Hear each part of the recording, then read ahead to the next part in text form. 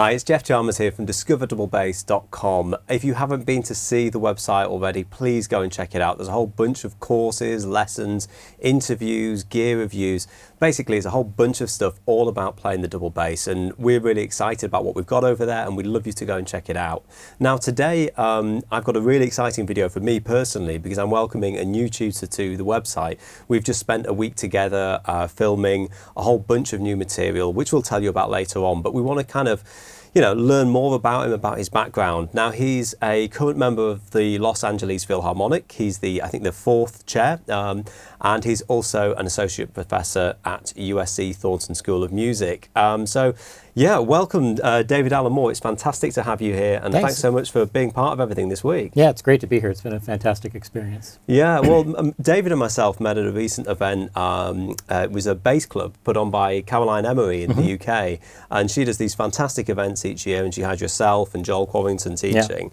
And we got to meet up in person and plan out some material that we've been working on this week. So we've done several courses for Discover Double Bass. But I just needed to give a shout out to the person who actually gave me the idea of approaching you and asking you to work together, which is Jason Heath. Oh. So of course, if thanks, you've Jason. yeah, thanks, Jason. Yeah.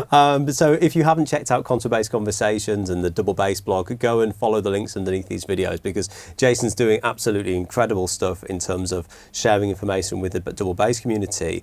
And I was hanging out with him in Ithaca a couple of years ago, and at the last ISB convention, and we were chatting about who would be a really good fit, and of course names were coming up, and he says, actually I think the one person would be David Alan Moore. So then I started asking around and speaking to people there, and I bumped into a few students, and they were saying, actually the person I really want to study with, if we're talking German bow technique specifically, is David Alan Moore. So I know there's a lot of people who are really excited about hearing what you have to say about the topic. So we'll talk about the course material a little bit later and some of the the bigger topics that we address there.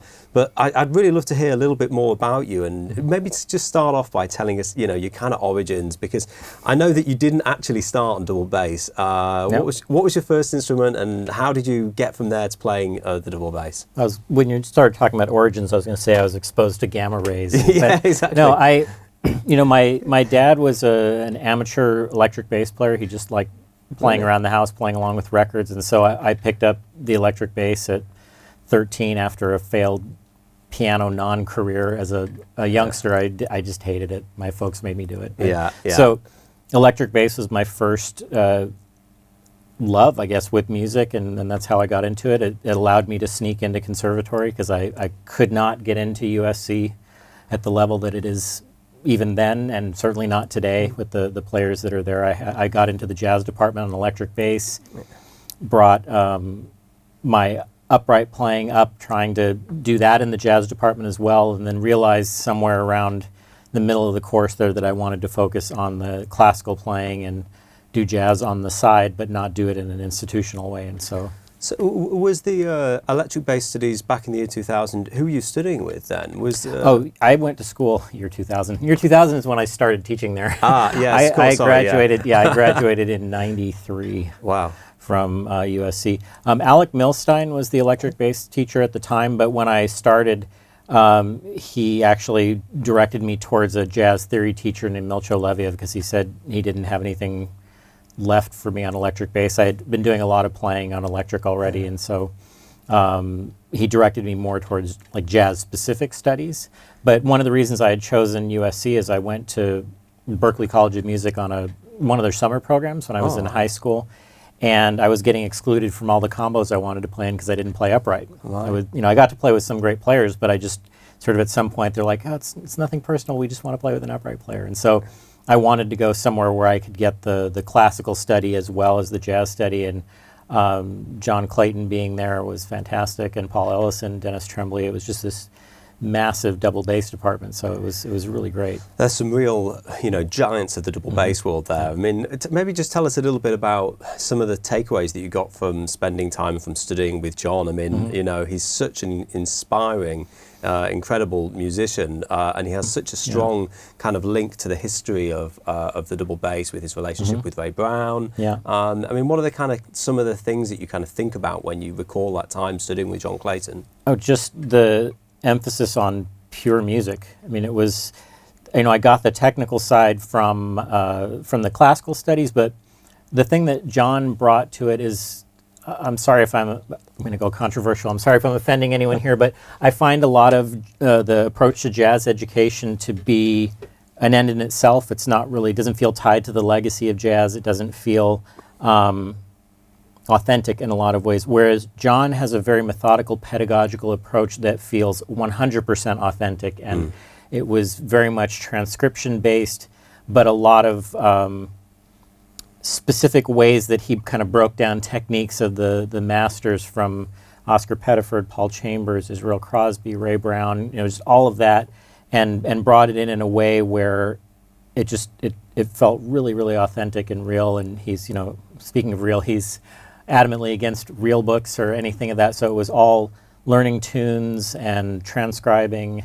And do you think that background benefited your future, as an orchestral musician? Is there kind of, obviously you're learning a lot of really diverse skills there. I mean, stuff like, learning music in that way is quite different from how you might memorize, an etude or a sonata or something.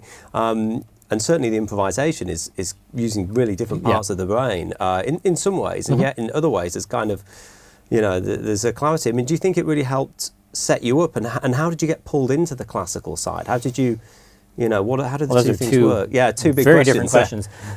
Well, with the jazz playing part of it, learning the there is certainly a jazz or bebop vocabulary, but just understanding music from not just studying theory as an end in itself or as an end towards improving composition, but towards improving your own understanding of using those tools in real time in an improvisatory context.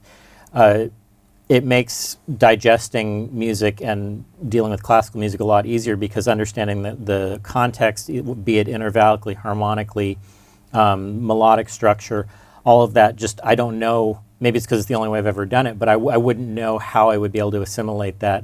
I remember talking to someone about a certain passage, and they were struggling with something in it, and this is on a professional level, and I said, oh, that's just an octatonic scale. And they said, an octa what? I said, well, half whole, half whole, half whole. He's like, I'm just thinking about the 1, 2, 2, 4, and I was like, oh my God, it'd be like having to spell every word that you said and not being able to speak in complete sentences. So it was an invaluable experience. It was just, I couldn't imagine playing orchestral music or any music without having that background in jazz. Oh, that's fantastic. And so, how did you then make that that transition from the jazz world into the classical world? Well, it was a number of factors. I did a festival called the Grand Teton Music Festival, which unfortunately no longer exists. The seminar. The festival exists, but the student part of it no longer exists. And it was my first exposure outside of school to kind of a high-level orchestral festival that had a lot of professional players playing in the orchestra. So, for example, Paul Elson played principal bass. The principal winds were from the Philadelphia Orchestra and the Houston Symphony. And so it was just a really high-level experience. And I remember finishing that summer and thinking, like, I can't believe this would be the last time I would get to do this. And sort of being drawn towards it. And, everybody's path and focus is different, but I realized fairly early on that I wanted to do, I don't know if I want to say if I wanted to do one thing, but that's basically it. I didn't want to be a jack of all trades and play a little bit of jazz and a little bit of salsa and a little bit of electric and a little bit of classical. I wanted to kind of take one thing and see how far I could go with it, because I knew from John that the dedication and the discipline to jazz, to actually play it on the level that I was aspiring to play it on, was not a 50-50 proposition between classical and jazz. It was a 100-100 proposition. So I didn't see how that would be feasible, and I wanted to go, I was gravitating more towards the classical music. There were other things that were at play with that. There was certainly the idea that I realized one of the things on a primal level that I really enjoyed was making my own sound. So there's no amplification involved. There's no... that's essentially it, that I'm physically responsible for making all the sound that I'm making on the instrument, and just the thrill of doing that just brings out the caveman in me, I guess, in that way. So that was fantastic. And then, in other circumstances, the idea that everything I would be doing was always a concert. Even in the worst circumstance, I had a lot of jazz playing experiences in restaurants and bars, and back then we were talking about this earlier, you could still smoke in the restaurant, and so it was just a very different experience to be not the focus, have the music not be the focus of the situation that you're in. Do you think that as you were moving across into studying classical music, that a lot of the fundamentals of what you were working on changed? You know, did you change your approach to using different fingering systems? Were there kind of things that you know, big changes that came across like that, or did it feel like just new language? No, I just was dedicating myself more towards the styles and vocabulary that are necessary for classical music, because I was studying the Rabbath method and technique and bow technique and all of that all along as a way to enhance or augment my jazz playing. It's just when I made that switch, it became an end in and of itself. It wasn't to further something else. It was, no, this is for this. So I didn't. If I'm thinking back, I didn't really make any changes per se. It just became more of that. Oh, that's a really interesting thing. And in terms of your development then as a player, the Rabbath, Francois Rabbath, obviously features very heavily, I was going to say the Rabbath method. But how does the Rabbath method actually, how has it influenced you on a sort of practical level? How do you play in a different way after studying with Francois? So you maybe give a little bit of background about your studies and the impact that it had on you as a player. Well, I started using his materials pretty early on, at least in my double bass playing, not early on in my playing in general, because I didn't play double bass before that. And it was always a big influence, mostly certainly from the way he has the fingerboard organized and pivoting and sort of the marquee things that one thinks about when they think about Rabbath technique. But it was also the physical approach and using weight and just a physically healthy approach to the instrument. And then the scale method and the way that instills flexibility and endurance. Those were a really big part of my development. He has the way the third book is laid out, where there's over 100 fingerings with all these bowing variations, and it's something that you build up to doing a 2-hour sequence of these scales and bowings. And something that most people don't realize is they think, oh, I just practiced for 2 hours, and that's fantastic. But maybe within those 2 hours, you're only playing for 15 seconds, 30 seconds, a minute at a time before pausing. Even if you're super concentrated, there's not that same kind of endurance that's built up. And then when you start playing in an orchestra, you're playing Bruckner symphonies, you're doing something where there is that kind of endurance involved, your attention is drawn to the physicality and you can't focus as much on the music. So his way of physical conditioning so that you could get your attention off of the mechanics of the playing and into the music was something that was really influential. But I didn't actually meet him until 2005. I mean, I had already been playing professionally for about 8 or 9 years at that point in the Houston Symphony and 5 years in LA.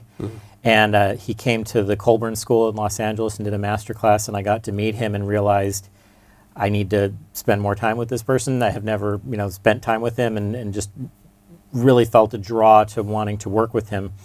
And on a Philharmonic tour of Europe, I got a chance to meet him and play for him, and he invited me to come study with him.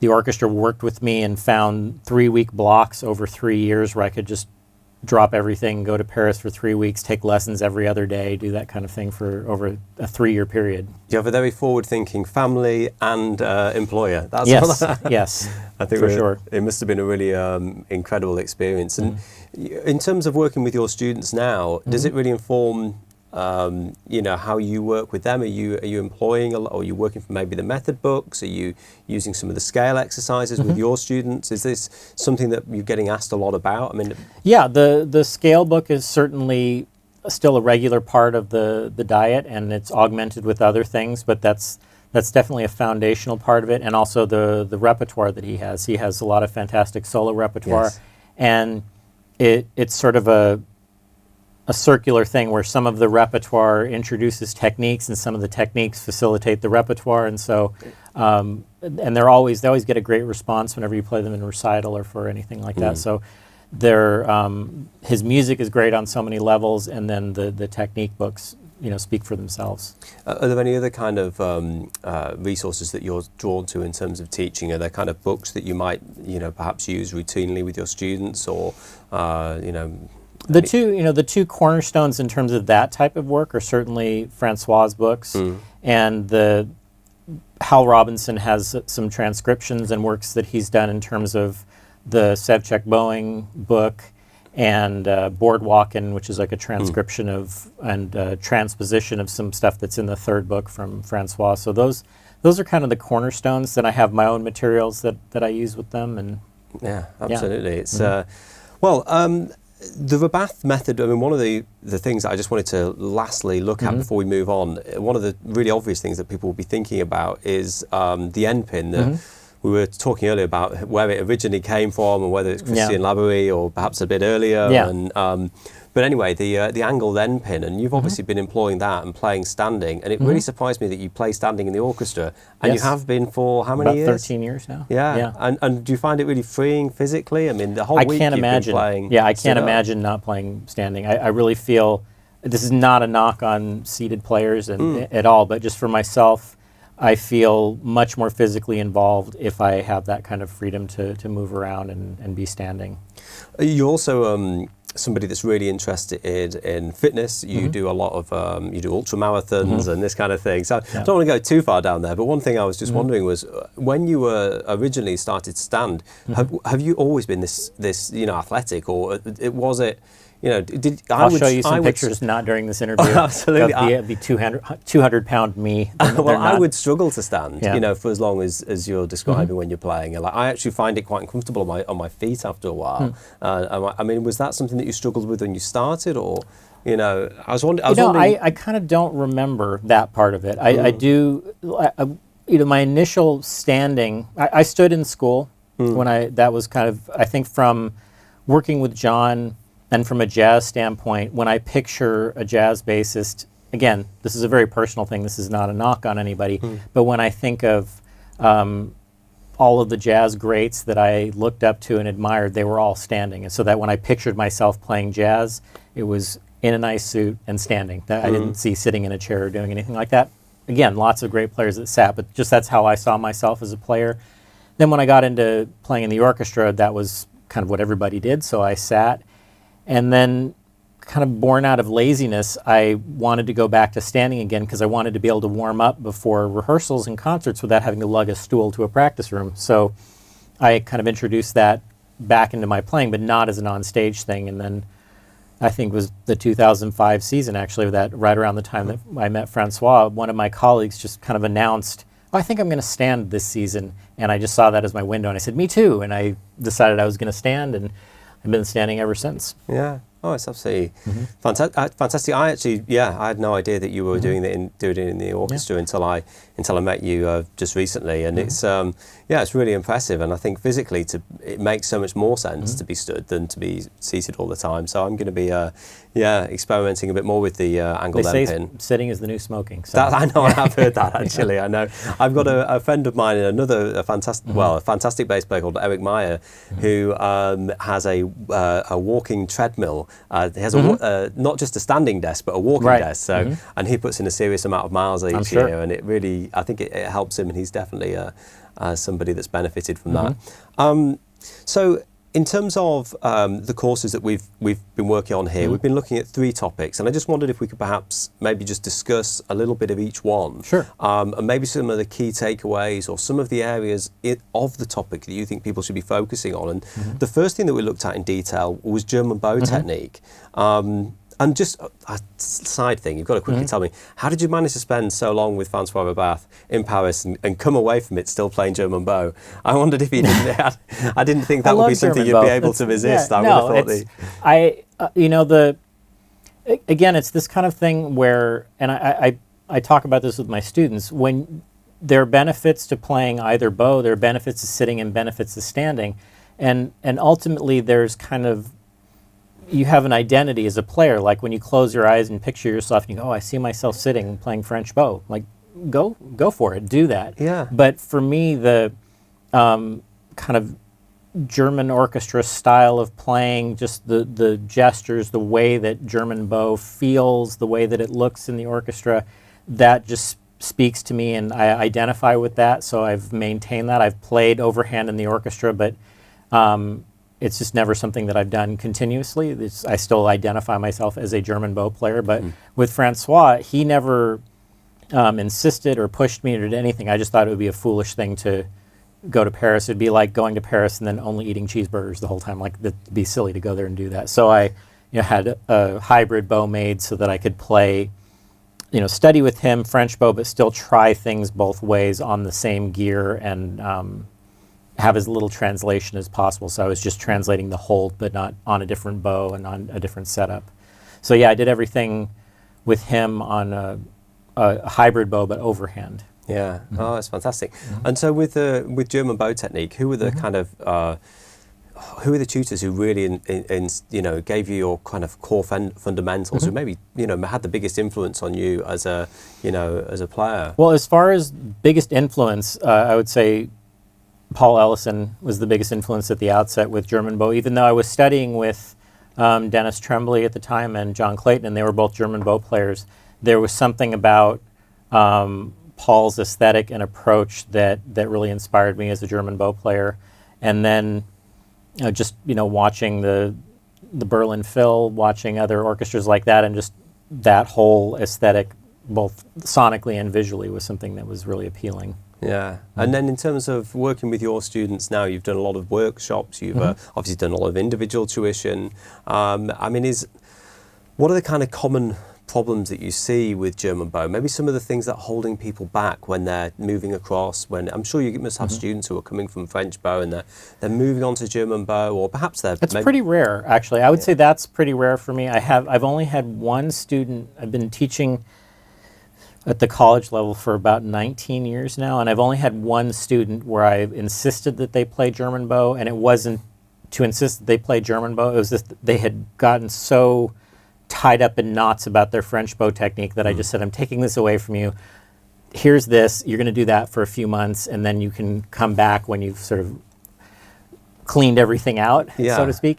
But he actually ended up staying with German bow, but that was his own choice. I didn't push him in that way. And then I had another student that just showed up after summer break playing German bow, and it was kind of a surprise to me as well. But I've never pushed anyone towards either bow in that way, because again, I think it can be a very personal thing. The mechanics, I would say, are, I hate to say opposite, I would say complementary. There are things that are more natural on one or more obvious on one that you have to discover on the other. So it is helpful to have some experience with both, or to experiment playing overhand on your German bow or underhand on your French bow. But at least in my experience, I don't know that I've seen like common faults. I mean, you can always go back to the, I guess for lack of a better term, like the stereotypical things that the German bow is kind of short and pecky and the French bow is unfocused or something like that. But I really find that it's, at least these days, and the players I'm fortunate to work with, it's driven by their aesthetic more than that they're kind of exhibiting typical qualities. And your students that are working with you on German bow technique, what are the kind of core things that you're trying to do, get them to do? What are the kind of core things that are making up the lessons, and perhaps some of the core things that are in your course on German bow that we've just filmed? Well, the fundamental principles always have to do with body position and use and ease of playing, healthy mechanics, a really functional bow hold that's allowing the gestures to transfer, because if I was going to kind of wrap it up in as much of a package as I possibly could with, like, without breaking down all the individual parts of it, the main reason that I'm trying to get all of the garbage out of their bow arms and out of my bow arm is that the bow is a gesture transfer specialist. That's what it's supposed to do. And so if you learn how to get that stuff out, then you think of a gesture, a musical gesture, you make that gesture, and then that gesture comes out in sound. And if I'm standing with that and I'm physically involved with it, it's literally and figuratively kind of a dance with the music and with the instrument, because you have to be those things. You have to exhibit those gestures. You have to be that character in order to execute the music. So it's not about mechanics and manipulation or something like that, but it's really getting out of the way of the technique. I mean, the technique is ultimately letting go of everything. The kind of thing that I try to get my students thinking about and it sounds kind of morbid at first, but I think in the end this will make sense. But it's like, imagine that you were the world's greatest double bass player and you've been in a horrible accident and you have total amnesia and you don't remember any of it. So all of this is now rehab. This is not learning things that you don't know and adding more and more complication and skills, but it's like learning to walk again or learning to do something again that was once totally natural, but now you have to analyze it because of this circumstance. Well, it's been a real joy watching you teach this week, David. And I've just got so much material myself. As a German bow player, I've been really excited about this this course, and I feel like I've just come away with a completely new approach. And it is really different to the way that I've seen German bow taught before. You know, it's really fascinating, and yeah, I'll be excited. I'm sure that we'll be sharing some, you know, promotional preview videos, what have you, with everybody, and you'll be able to check out the kind of stuff that we've been working on. So just to finish off the last couple of things is we've been doing another course on left-hand technique, and I just wondered if you could briefly, because it's such a big topic, of course, but maybe just describe. It's very simple. Just put your finger in the right place. Is that it? And you're good. That's all it is. So it's a 2-second video. Just play the right notes. Very in the right expensive, order. but it's a 2-second video. Oh, yes. I wish I'd had that advice when I was younger. But tell me about fractal fingering and what the concept is, and just maybe just give a quick overview about what you're talking about in this course on. Quick overview. How would you describe it? It's just the overview without kind of getting into any of the material. Is there were, as double bass technique has changed and evolved over the years, I've seen players, myself included, but you know, specifically was inspired by Edgar Meyer a lot of seeing certain kinds of moves and ways of using the left hand that I didn't really have a vocabulary for. I could imitate it or try to do it, but I didn't really have a way of understanding it or understanding how to use it. And so I was, out of this need to understand, I was trying to come up with what I described as basically a grammar, so that they're like parts of speech and vocabulary and ways that you can assemble things to express ideas, or ways of analyzing existing fingerings. So it's not really tied to one specific method. It's not, you know, a replacement for Samandel or a replacement for Rabbath. It's just another way of looking at organizing the fingerboard that for me and for my students and for a lot of colleagues has been a really beneficial tool. Well, again, it's a concept that was new. I think that's the thing with both your German bass tuition and fractal fingering, is that it's not often that you see something presented in such an original way. So I've really enjoyed that. The more conventional of the three in terms of topic, perhaps I don't know actually, is advanced fundamentals. So here you've been really looking at the core. Well, you explain it actually, David. I'm sure you'll do a better job than I will. Well, when we were kind of brainstorming of ideas to do, whenever I think of anyone that's outstanding in their field, frequently the one that, at least the example, maybe it's because I'm coming from Los Angeles, the idea of Kobe Bryant comes to mind, of like the most talented guy on the team is still the guy that shows up before everybody else, works on his free throws more than anybody else, and then leaves later than everybody else. So it's the idea that you're working on, all of these sort of glamour bits of the playing. It's really about fundamentals, and that the players that I know that are the most successful, the most fully developed as artists, are always re-examining their fundamentals and refining their fundamentals. They're not just assumed that, okay, well, those are basics and set up and I've got that. And even one thing we didn't talk about in the course itself, but it's something that's worth mentioning, is a setup like just the end pin height. It can be something that's a big challenge for someone to find the right height, and to understand that even someone like myself, I had a certain end pin height that I thought was the right setup, and this is after decades of tinkering, because that's what I always say, is like, no one's just going to put you in a position where you're, okay, this is where I need to be. You have to understand some fundamental principles and then be willing to kind of play with it. But I had something I was pretty settled with ever since I got the orchestral bass that I'm using now, so that's maybe over 10 years already. And then recently I just thought, what would it be like if it was a little bit lower?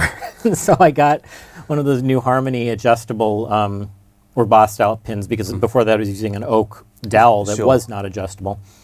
And I dropped it a little bit, and that's now my new normal. So it's just kind of being willing to re-examine those, and always just looking for ways to change and grow, but from a fundamental level, because that always percolates up through your playing and makes everything better. So You know, I was trying to think of a way to do a course that wasn't just kind of another beginner course or trying to rehash something that was either already on your website or elsewhere, but something that would be interesting for a beginner as well as an advanced player looking to refine those fundamentals. Yeah, I think it certainly does that. And just to finish off, a couple of kind of quick fire, light-hearted questions I've got for you, David. Tell me about the gear that you use, just because people always kind of want to know this sort of stuff. So obviously you play German bow, and I know you have a collection of bows. Maybe you could give us a very quick rundown of... the bows, all of the bows that I have, I'm trying to think if they're all... Yeah, I guess they are. They're all commissions from modern makers. Yeah. The period bows maybe were already existing, but I was dealing with the maker. So Bernard Walk, who's a Canadian maker, has made several bows for me, including a kind of a Dragonetti style period bow, and his bow is the primary one that I use in the LA Phil. Robert Dow made several bows for me. He's a bow maker in Utah, and that's the one I'm actually using on the video. Is just kind of the best fit for your bass and for the material. I have 2 German-French hybrids that Boris Fritsch, a Parisian bow maker, made for me. And David Herman is the other maker who I have the period bows from. I didn't actually request the bows from him. We talked about different models, and he had ones that he made, but all the other ones were commissions directly with those makers. Yeah, I'm always, I've got a few friends that seem to have close relationships with David Herman, and a friend of mine that actually I think bought a bass for him, not just a bow. Oh, okay. I think or maybe connected him with an instrument, I'm not sure. So I hear lots of great things about him, and of course the other makers you mentioned. So we'll provide links below. Great. So bow, bass, quickly, you've got 3, I believe? 3, yeah. I have a Niccolo Galliano 1735, which is my main bass. Main squeeze? I call it renting with equity because it's older than I am and it'll be here after I'm gone. But I have a Daniel Hatch's, the smaller model. He makes a larger and a smaller model. I have the smaller one. And then I have a Laborie Kenwall model. Wonderful. And are you a fan of kind of more moderate size instruments, or is it more to do with the setup? It's completely with setup. I mean, the Galliano was just, it is what it is. I'm not going to be able to work with him and get one designed. So it's a big bass. It's a 42-inch string length. It's a large body, but thanks to Robertson and Sons in Albuquerque, it's set up in a way that it does everything I need it to do. The only reason I wouldn't play certain repertoire on it is more just the type of sound, that it's a big orchestral sound, and that's not great for a solo recital or a small chamber piece maybe, but it's a fantastic bass. The Hatches, I needed to be more of a stunt bass, so I could use it for teaching or recitals or orchestra, so I do play that with the Phil as well, but mostly in the summer because the Galliano can't abide by playing outdoors in any way. Oh, sure. And then the Laborie is just mostly, exclusively a solo. Did you go and collect that in person? Did you go? The Laborie? Yeah, did you go? That was on one of my trips to see Francois. That was arranged with Christian as well. And wow. Yeah. What an incredible trip that must have been. I imagine that you were set up for the rest of the year in terms of motivation and excitement to get in the practice room. And just lastly, we need to mention Diodario as well. Yes. So maybe you could tell us a little bit about your relationship with them and what strings you're using. No, I've just been using Kaplan's on all of my gear, both the Kaplan solos on the Laborie and Kaplan heavies on the 2 other basses. Mostly because that's just not because I like heavy strings or anything. Their heavies are kind of closer to a bel canto or a very conventional string. Those are just the best kind of match for that. But yeah, I've been really outstanding strings. I've been really happy with them. A lot of my colleagues in the Phil are also Diodario bowed artists, and we love them. Oh, fantastic. We had Danny Zeman over this year, who's another Diodario artist, and he was using Diodario pizzicatos.